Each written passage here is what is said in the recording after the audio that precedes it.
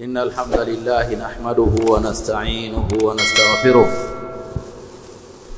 ونعوذ بالله من شرور أنفسنا وسيئات أعمالنا من يهده الله فلا مضل له ومن يضلل فلا هادي له وأشهد أن لا إله إلا الله وحده لا شريك له وأشهد أن محمدًا عبده ورسوله يا أيها الذين آمنوا اتقوا الله حق تقاته ولا تموتن إلا وأنتم مسلمون يا أيها الناس اتقوا ربكم الذي خلقكم من نفس واحدة وخلق منها زوجها وبث منهما رجالا كثيرا ونساء واتقوا الله الذي تساءلون به والأرحام إن الله كان عليكم رقيبا يا أيها الذين آمنوا اتقوا الله وقولوا قولا سديدا يصلح لكم أعمالكم ويغفر لكم ذنوبكم ومن يطع الله ورسوله فقد فاز فوزا عظيما أما بعد فإن أصدق الحديث كتاب الله وخير الهدي هدي محمد صلى الله عليه وسلم وشر الأمور محدثاتها وكل محدثة بدعة وكل بدعة ضلالة وكل ضلالة في النار أيها المؤمنون أوصيكم وأوصي نفسي بتقوى الله تعالى وطاعته ومتابعة الرسول عليه الصلاة والسلام. Enyi waumini, nakuhusieni pamoja na kuhusia nafsi yangu kumcha Allah subhanahu wa ta'ala, hivyo hivyo na kumfuata bwana mtume Muhammad sallallahu alayhi wasallam katika sunna zake na mienendo yake na akhlaki zake alayhi salatu wassalam. Kumbukeni ya kwamba bado tumo ndani ya mwezi mtukufu wa Ramadhani, tena tukiwa tumeshaukata mwezi, shapitiwa na nusu ya kwanza ya mwezi huu mtukufu wa Ramadhani, ambapo tuliona katika siku za mwanzo ni namna gani pupa ya waumini ilivyokuwa kubwa katika kuupokea mwezi wa Ramadhani, hivyo hivyo katika kutekeleza yale maelekezo na maagizo yote ya mwezi wa Ramadhani kwa pupa ya hali ya juu. Lakini tunaona katika kumi hili la kati kama vile ile hamasa na muamko imepungua. Hakadha halul insani, hivi ndivyo ilivyo hali ya wanadamu, kwamba kitu anapokizoea ukiona ni cha kawaida. Sasa tunachukua fursa hii kukumbushana kwamba tumo ndani ya mwezi mtukufu wa Ramadhani. Vile ilivyokuwa mwanzoni mwa mwezi, fadhila zake na kheri zake na baraka zilizomo ndani yake, basi ndivyo ilivyo katika kumi hili la pili. Maana yake kwamba tusipooze wala kuzembea, bali inatakiwa tuendelee na kasi ile ile mpaka tutakapoingia katika kumi la mwisho la mwezi huu mtukufu wa Ramadhani, na kuongeza zaidi na zaidi ile ari na hamasa katika kutekeleza taa kwa Allah tabaraka wa taala. Ndugu zangu,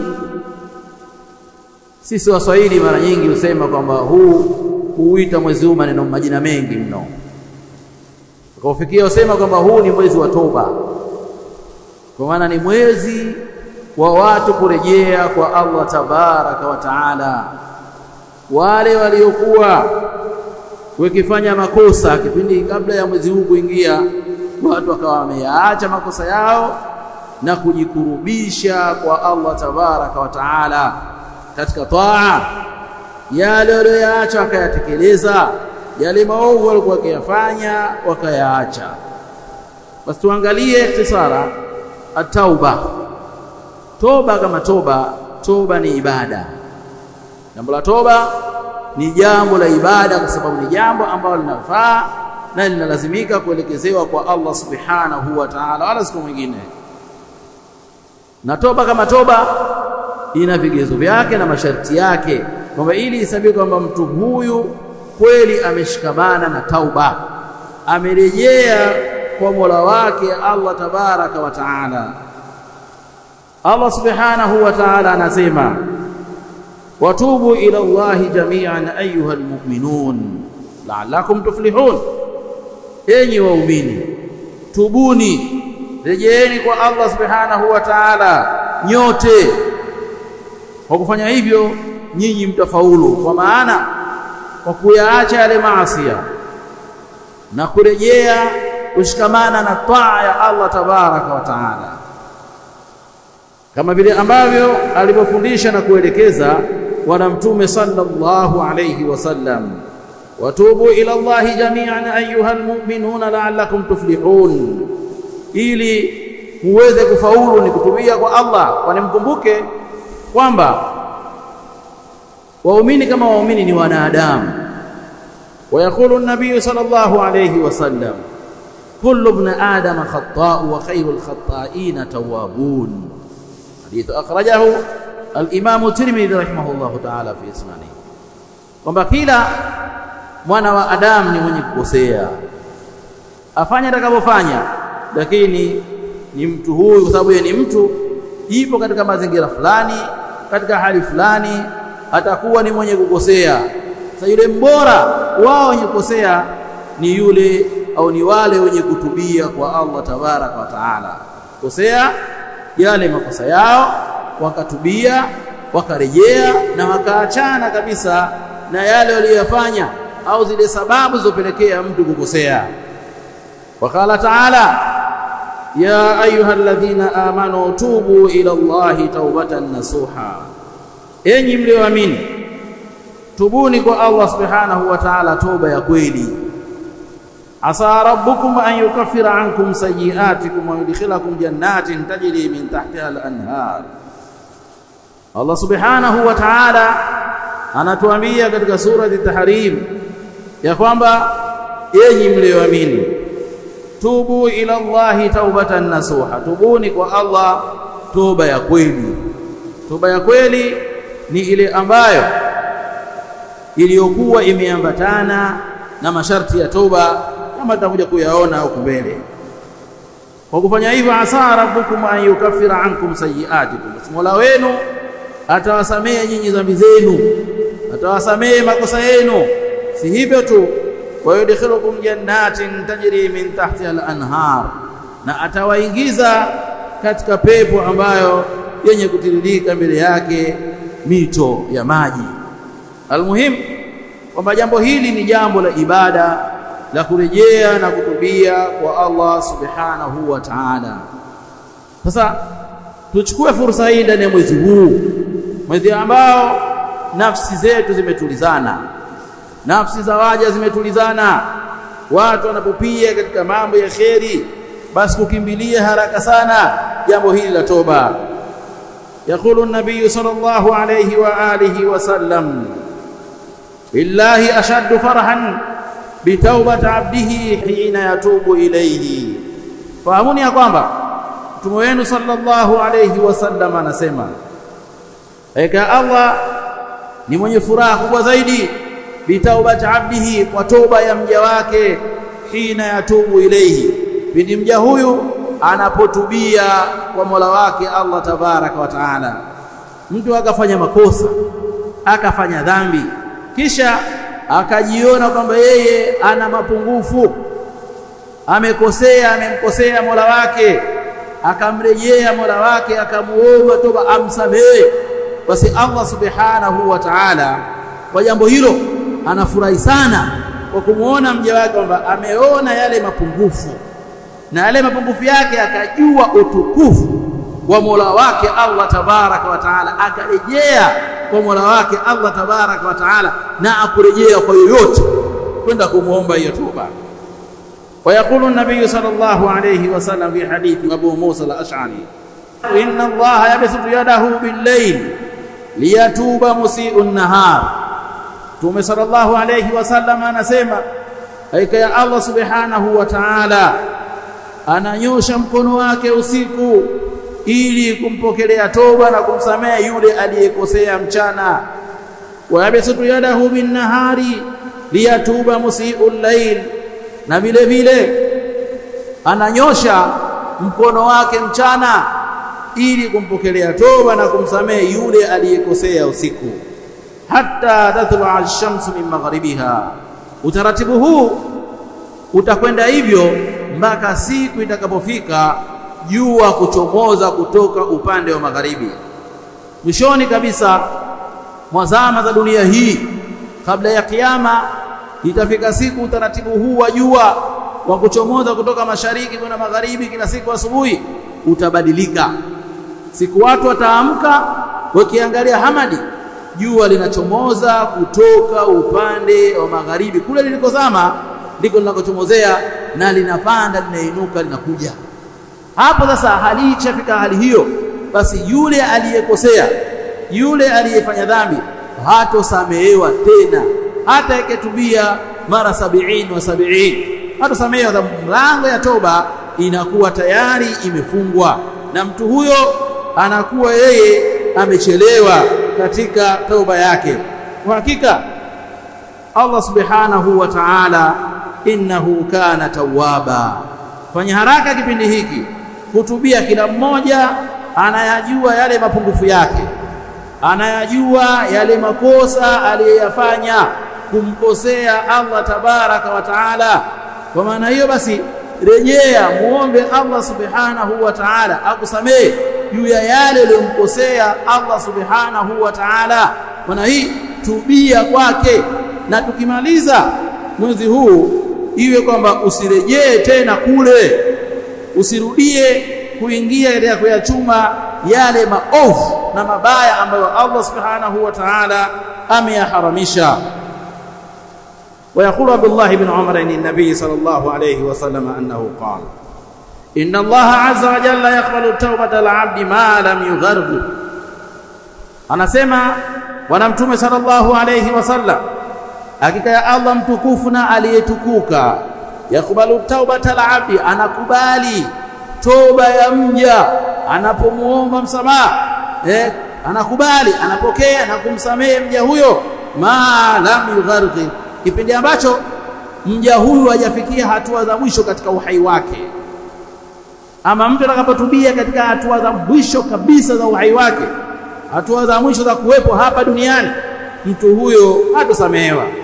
Maana mtu ambaye yeye roho ishakaribia kufika kooni, sasa mwili wote umeshapoa, ameshakuwa kwa baridi, kwamba ukimwangalia mja huyu unaona kwamba huyu ni mja, si mja tena wa duniani, huyu ni mja kuelekea katika maisha ya barzakhi, huyu anaondoka.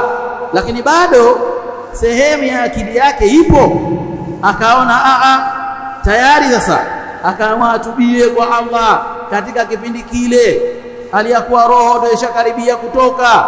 Basi mtu huyu Mtume sana anasema huyu hatosamehewa. Maana yake tutumie vyema fursa hii ya uhai, tutumie vyema fursa hii ya kuwa katika miezi hii miezi mitukufu kabisa, kufanya toba, kumuomba toba Allah tabaraka wa taala. Alhamdulillahi rabbil alamin, wassalatu wassalamu ala rasulillahi wa ala alihi wa sahbihi ajma'in. Wa ba'd, usikum thaniya wa usi nafsi bitaqwa Allahi ta'ala ta'atihi wa mutaba'ati ar-rasuli alayhi salatu wassalam. Chukua fursa hii kwa mara ya pili kuhusieni ndugu zangu, hivyo hivyo kuhusia nafsi yangu kumcha Allah tabaraka wa taala. Qala al-Imam an-Nawawi rahimahullahu ta'ala fi Riyadh as-Salihin, qala al-ulama, sema Imam an-Nawawi rahimahullahu ta'ala, Maneno hayo ameyaweka katika kitabu chake cha Riyadhus Salihin, kitabu mashuhur lada almuslimin, hukuwa akielezea mlango wa tauba. Amesema yeye maneno yake na Imam Nawawi akawa ameegemeza kwa maulama, na hiyo ndiyo manhaj, ndio taratibu na ndio mwenendo wa maulama wale waliokuwepo. Tafsiri zao, sherehe zao uziegemeza kwa wale waliotangulia, hivyo hivyo mpaka kwa maswahaba, mpaka kwa Mtume sallallahu alayhi wasallam, sababu kila jamii ina watu ambao ndio kioo kwao, ndio uegemea kwao, kama tulivyo sisi masalafi. Dalili za Qur'an na Sunna tunasema ala fahmi salaful umma. Wanasema ataubatun wajibatun min kulli dhanbi, toba ni wajib katika kila dhambi. Dhambi yoyote mtu anapomkosea Allah subhanahu wa ta'ala, basi inawajibika kwake yeye kutubia kwa Allah subhanahu wa ta'ala. Fa in kanat al-ma'siyatu baina al-'abdi wa baina Allah ta'ala, basi ikiwa maasi aliyofanya mja ni maasi kati yake yeye mja na Allah subhanahu wa ta'ala, wala yataallaqu bihaqqi adami falaha thalathatu shurut, na dhambi hiyo, makosa hayo ikiwa yanafungamana na Allah na wala hayafungamani na haki ya mwanadamu, basi ili toba hiyo iwe ya sawasawa, inaambatana iwe na masharti matatu. Kwa maana ikikosekana moja katika hayo matatu, basi toba hiyo haiwezi kukubaliwa kutoka kwa mja huyo. Akasema ahaduha, ya kwanza, an yuqida anil maasiya, yule aliyekosea, yule aliyefanya dhambi ajiondoe, ajichomoe kutoka katika hayo maasiya, aondoe na zile sababu zilizompelekea yeye kuingia katika maasiya hayo. Kila mmoja anajua kwamba amefanya dhambi fulani, sababu iliyompelekea mpaka afanye dhambi hiyo ni ipi. Basi zile sababu zote aziondoe na ajiondoe katika dhambi. Sio mtu anafanya toba, alikuwa ni mlevi, alafu anafanya toba katika klabu ya pombe, afanya toba, astaghfirullah wa atubu ilayhi, Mola wangu nisamehe, yuko katika klabu ya pombe, rafiki zake walevi, wengine pale napita ulabu na kadha. Hapana, bali aondoke, ionekane kama kweli huyu anataka kusamehewa, anataka kuacha hili. Wa yuqida anil maasiya, wa thani an yandama ala fi'liha, ajutie juu ya kufanya ile dhambi, aijutie nafsi yake, imekuwaje mimi namkosea Mola wangu. Na haya majuto Allah subhanahu wa ta'ala anayajua, kiumbe mwingine hawezi kuyajua. Hata ukisema inawezekana kwamba unasema, lakini kusema kwako ni maneno tu ya mdomoni, lakini ile dhati ya nafsi ya Allah anajua kwamba huyu mja wangu kweli anajutia juu ya lile kosa alilofanya, au huyu si mkweli, huyu ni zuga tu, anaongopa, ni muongo, hana lolote. Kwa ya pili, ayenda ala fi'liha, wa thalith an ya'zima an la ya'uda ilaiha abadan, ya tatu aazimie kuto kurejea tena dhambi hiyo abadan, milele. Hiyo dhambi alifanya aazimie kwamba na hii sasa hapa sasa Mola wangu mimi basi sitofanya tena, aazimie hivyo. Basi ikiwa toba hii mtu huyu ametubu na masharti haya, basi hii mtu huyu ni mwenye kusamehewa. Ambapo juu al-Imam Ibn Uthaymeen rahimahullahu ta'ala, yeye katika sheria zake aliongeza moja ambayo Imam Nawawi rahimahullahu ta'ala na maimamu waliotangulia hawajaiweka, ambayo al-ikhlas, kwamba la kwanza lifanye kwamba ikhlasu afanye, kwa sababu toba ni ibada. Kama ni ibada inahitajia ikhlas, afanye kwa ajili ya Allah tabaraka wa taala, sio kwa ajili ya kumwogopa mtu au kwa ajili ya jamii kadha. Anafanya kwa sababu ni ibada na anataraji kupata thawabu, na anaelekeza kwa Allah subhanahu wa ta'ala. Wa sahih, yakifanya hivi yakatimia haya masharti, basi mtu huyu toba yake inakubaliwa. Ama ikabaki tu kwamba ni mwezi wa toba, jamani tuko katika mwezi wa toba, mwezi wa toba bwana. Tunafunga, tunafuturu, tunakula daku, mwezi wa toba, siku zinakwenda. Toba tutapata fadhila na thawabu na malipo juu ya saumu yetu, juu ya tarawih. Lakini mtu aliyekosea, aliyefanya dhambi yake haitosamehewa kwa sababu hajatubia kwa masharti yanayotakiwa. Sasa ili mtu asamehewe, afate masharti haya, ajiondoe na azimie kutokurudia, na ajiondoe katika maasi. Kama alikuwa na marafiki ambao wanampelekea katika hali hiyo, atengane nao. Ilikuwa kuna vijiwe labda vya kahawa au vijiwe tu vya maskani wanakaa, aondoke, ahame vijiwe hivyo, ahamie vijiwe vya kheri katika misikiti karibu na watu wa kheri, almuallimina walmudarrisina waduati wa ahli sunnah wal jamaa. Akae hivyo ili kwamba isiwe ni sababu ya kumrudisha tena katika yale makosa aliyokosea. Na ikasema Imam Nawawi rahimahullah ta'ala, wa in kana al-ma'siyah tata'allaqu bi adami. Sasa ikiwa ni kosa ambalo linafungamana na mtu, sisi ni wanajamii tunaishi vyema kwa amani na kadha, lakini wakati mwingine kwa sababu moja ama nyingine, kwa makusudi au kwa bahati mbaya, tunaingia katika sintofahamu baina yetu, au kaingia kudhulumiana katika baadhi ya shughuli zetu. Sasa haya, ikiwa mtu sasa ni kosa linamuhusu mwanadamu mwenzie, linamuhusu jirani yake, linamuhusu mfanyabiashara mwenzie na kadha, basi fashurutu Imam Nawawi anasema fashurutu 4. Yeye akaiongezea 4. Ukiongeza ile moja ikhlas kwa ni 5.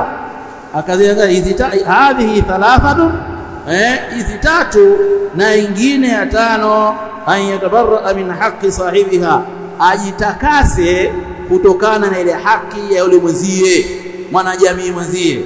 Umemdhulumu, mrudishie chake. Hiyo ni dhulma. Ukatubia yote haya, lakini yule mtu hujamrudishia ile haki yake, huwezi kusamehewa.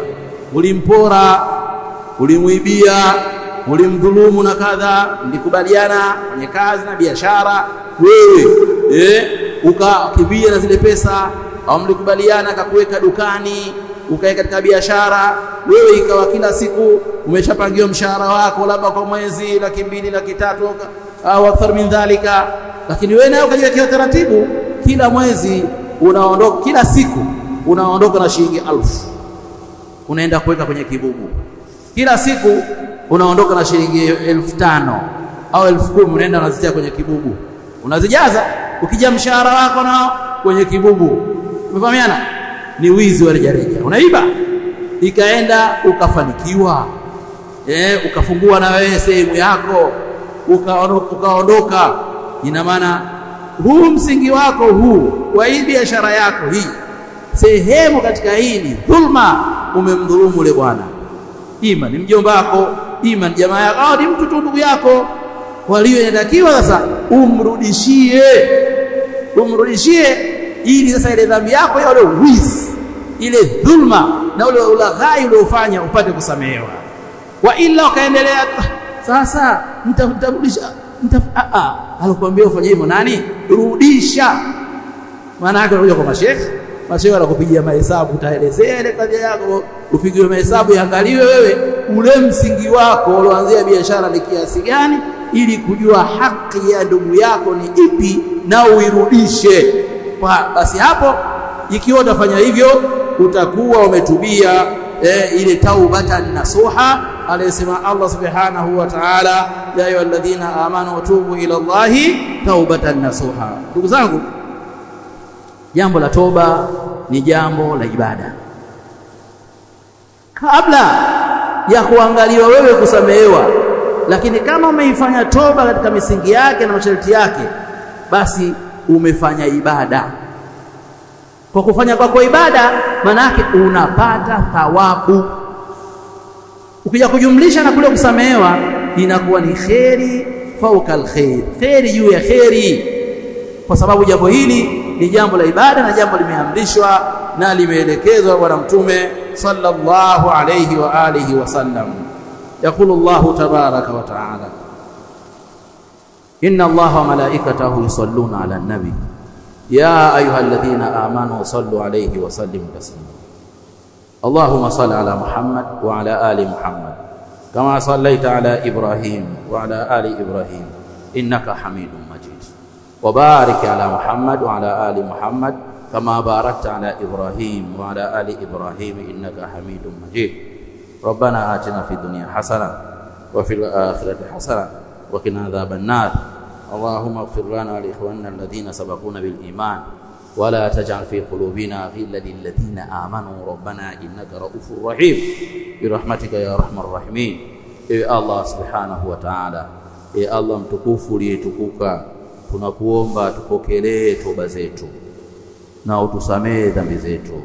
Tunakuomba Allah Mola wetu utupokelee saumu zetu na vile vile utukubalie saumu hizi licha ya mapungufu mengi tuliyokuwa nayo. Allah mtukufu Mola wetu, tunakuomba utakabalie, utupokelee misimamo yetu kwa tarawehe na ibada zetu mbalimbali za kutoa. Sisi ni madhaifu waja wako, tunakuomba Mola wetu Allah tabaraka wa taala utusamee. Allah, tunakuomba amani, utudumishia amani katika nchi yetu hii ya Tanzania. Hivyo hivyo weke amani katika miji mitukufu fi biladi al-haramaini sharifaini, na miji ya Waislamu wote duniani, ya amani na kutuondolea fitna ya migogoro na vita vinavyoendelea. Ya Allah, wafariji ndugu zetu ambao miji yao inakabiliwa na vita. Ya Allah, uondolee mabala hayo, watimize kwa amani mwezi mtukufu wa Ramadhani. Ya Allah, tunakuomba umpe kheri wa baraka rais wetu Mama Samia Suluhu Hassan, umpe vile vile albitana tasaliha, wale wapambe na watu wa karibu waliokuwa wema wa kumshauri na kumwelekeza mema ili kusimamia haki na uadilifu kwa nchi hii pamoja na raia wake. Ya Allah, nakuomba ulitegemee baraza lake la mawaziri na serikali yake yote, watu wote wasimamie kuendesha serikali kwa uadilifu kwa raia na waache dhulma na rushwa na ubadhilifu wa mali za umma. Ya Allah, sisi waja wako. Mwisho, sallallahu ala Muhammad wa ala alihi wasallam. Kum ila salatikum yarhamukumullah. Hii ni Wajawema Online TV. Hapa ni elimu tu.